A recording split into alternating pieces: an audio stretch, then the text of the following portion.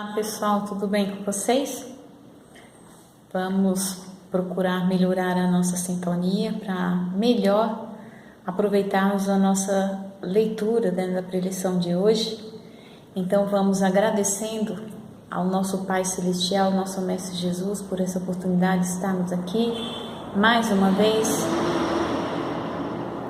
tentando compreender o Evangelho de Jesus. Agradecemos a presença dos bons irmãos em nossas vidas, que nos auxiliam, e que para manter esse auxílio, essas boas companhias, é necessário que a nossa sintonia esteja mais elevada. Então, que devemos procurar manter a vigilância dos nossos pensamentos e sentimentos, e o nosso Pai nos ajude nesses momentos de dificuldade. Que assim seja, graças a Deus. A leitura da nossa preleção de hoje é uma passagem que está no capítulo 23 do Evangelho segundo o Espiritismo. Para fazer esse capítulo, Kardec pegou falas de Jesus, um tanto estranha realmente, e fez esse capítulo e deu o título de Moral Estranha. Esse capítulo aborda os seguintes temas: aborrecer pai e mãe, abandonar pai, mãe e filhos, deixai os mortos enterrar seus mortos e não vem trazer a paz, mas a espada. O subtítulo da nossa leitura, que o foco hoje é 1, 2 e 3, Kardec deu o título de Aborrecer pai e mãe, porém tem algumas traduções que está escrito odiar pai e mãe. Essas falas de Jesus, se levada ao pé da letra, é totalmente contrário à sua doutrina de amor e caridade. E segundo os evangelistas, foram ditas por Jesus. E aí que precisamos compreender qual a lição, o ensinamento que Jesus estava querendo nos passar, qual o contexto para ele se utilizar dessas palavras. Porque Jesus nos orienta no seu evangelho a honrar os nossos pais, ou seja, dar para eles toda a assistência necessária, material e espiritual, enquanto vida eles estiverem, independente de qualquer coisa, com amor e dedicação. Então, no Evangelho de Lucas, no capítulo 14, versículo 25, 27 e 33, segundo Lucas, aconteceu dessa forma. E muita gente ia com ele, e voltando Jesus para todos, lhes disse: se alguém vem a mim e não aborrece o seu pai, sua mãe, e mulher, e filhos, e irmãos, e ainda sua mesma vida, não pode ser meu discípulo. E o que não leva sua cruz e vem em meu seguimento, não pode ser meu discípulo. Assim, pois, qualquer de vós que não dá de mão tudo o que possui, não pode ser meu discípulo.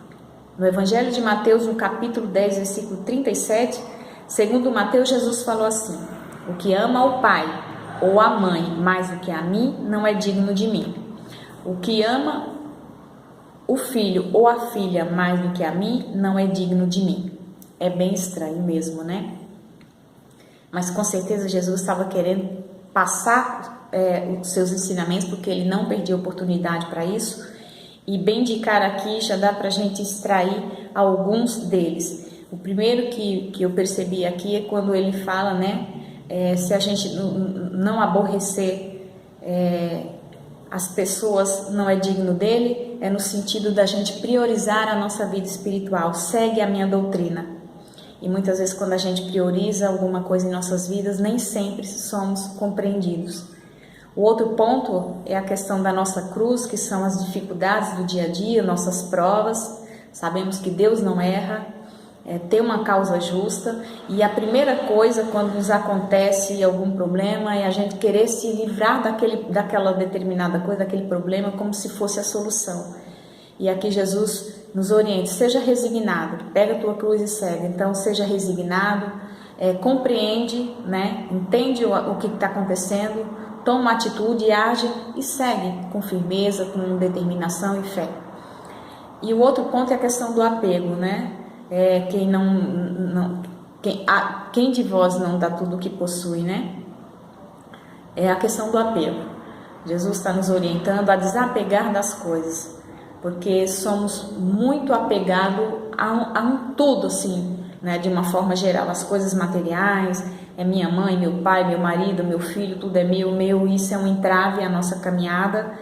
Ele mesmo fala, né, que o reino dele não é desse mundo, e as promessas de Jesus é para a vida futura, e não só as coisas da matéria que vai proporcionar, fazer com que a gente conquiste a nossa verdadeira felicidade, né? Então precisamos desapegar, porque tudo que é de origem material fica aqui. Quando a gente voltar à pátria espiritual, só iremos levar as conquistas do espírito.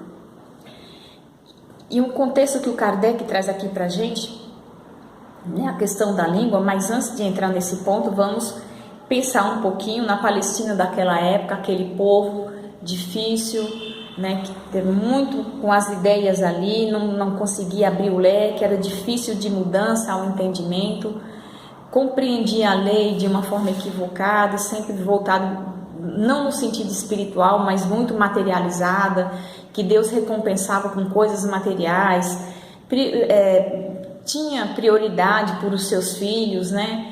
As coisas sempre conquistadas com violência, o próximo tinha que ser o núcleo deles ali mais próximo, de pensamentos, né?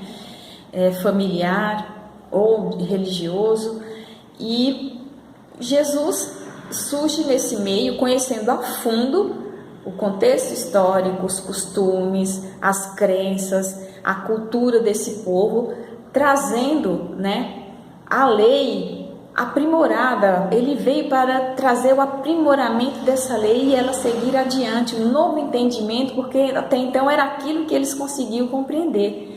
E Jesus sabe, né, que é no sentido espiritual, né, e isso era difícil. Então a doutrina de Jesus ia de contra ao que eles entendiam, né, o povo da época entendiam, e pregava e praticava como verdade, né? Para agradar a Deus era com os ritos exteriores, e Jesus fala que para agradar a Deus é o coração limpo, é o amor, é o perdão, né? Então a doutrina, Jesus nos orienta, nos adverte aqui as consequências, né, que iríamos sofrer todos aqueles que entendessem e compreendessem a sua doutrina, porque nem todos iriam compreender, iria haver ali, surgir ali divergências de opiniões, separação, conflitos mesmo. Na época, né, eu acredito que até hoje, os filhos deviam aos seus pais obediência e respeito, tinha que fazer a vontade do seu pai. Imagina um filho compreender e querer seguir, né, outros ensinamentos que era contrário ao que ele tinha, o que ele conservava ali como uma convicção de verdade.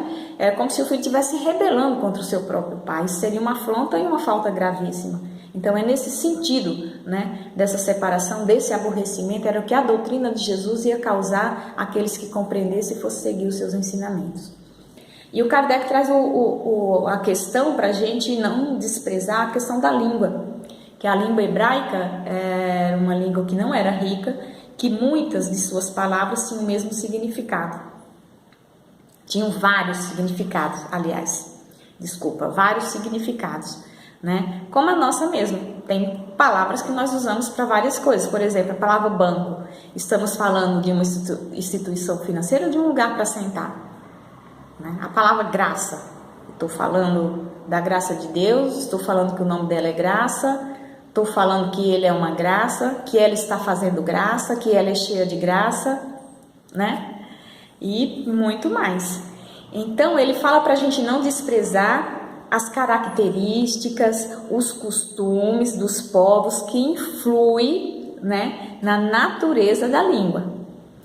Que para determinadas línguas existem palavras que pode ser mais enérgica, pode ser uma blasfêmia, uma injúria, que para outras línguas não é absolutamente nada. Lembrando também que o Kardec traz para a gente que o Evangelho de Jesus foi escrito muito tempo depois, né? Jesus não escreveu absolutamente nada. 30 anos após a sua morte, começou ali a surgir os primeiros escritos do seu Evangelho, por pessoas que nem todos tiveram contato, conviveram com Jesus, né? Então pegaram informações. Ao longo desse tempo, com certeza, várias coisas foram perdidas ao longo do tempo, né? Aquela essência primitiva do pensamento de Jesus, com certeza, sofreu alterações, nas traduções, em passar de uma língua para outra. Então, levar aqui em consideração todas essas questões, né? E sempre guardar na nossa mente. Jesus não perdia a oportunidade de passar um ensinamento e com certeza ele estava aqui nos alertando as consequências que iríamos sofrer, que iríamos encontrar em nossos caminhos para aqueles que compreendessem e fosse seguir a sua doutrina, praticar os mandamentos da forma, na sua pureza, como Jesus trouxe para a gente, no sentido espiritual, né? Então essa é a mensagem de hoje e vamos guardar mais uma coisinha. Jesus falou para a gente que para a gente reconhecer de fato uma pessoa é pelos exemplos, né? Tanto que ele cita a árvore, que uma boa árvore é reconhecida pelos bons frutos. Então a árvore de Jesus, né? A autoridade moral dele é imensurável, está longe da nossa compreensão, uma coisa tão cristalina. E os seus exemplos, que são os seus frutos, esses são incontestáveis.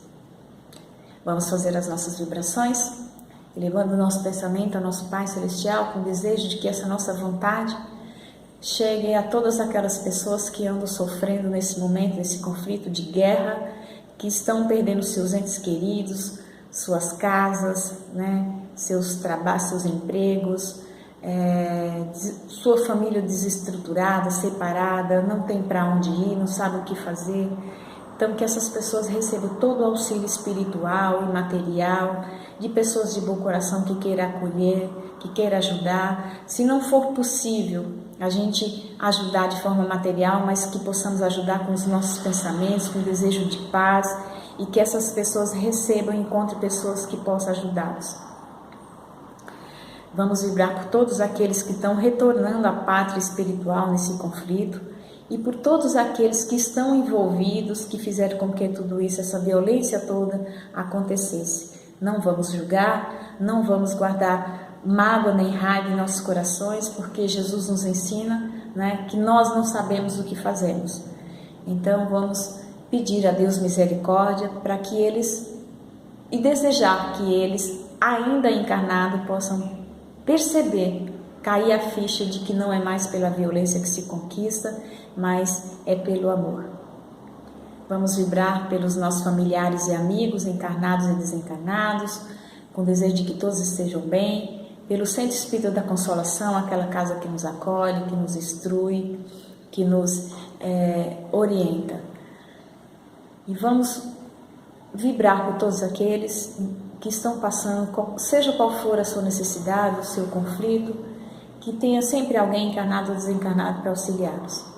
Nesse momento estamos aqui receptíveis para receber o nosso passe ministrado pelos nossos irmãos da espiritualidade. E agora vamos pensar naquela pessoa que gostaríamos muito, onde quer que ela esteja, que ela também receba esse bem.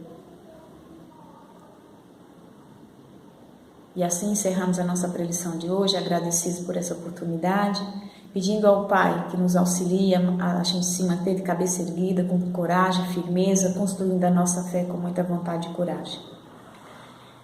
Que o Deus nos abençoe, esteja conosco hoje e sempre, que assim seja feita, Pai, a Tua vontade. Que assim seja, graças a Deus.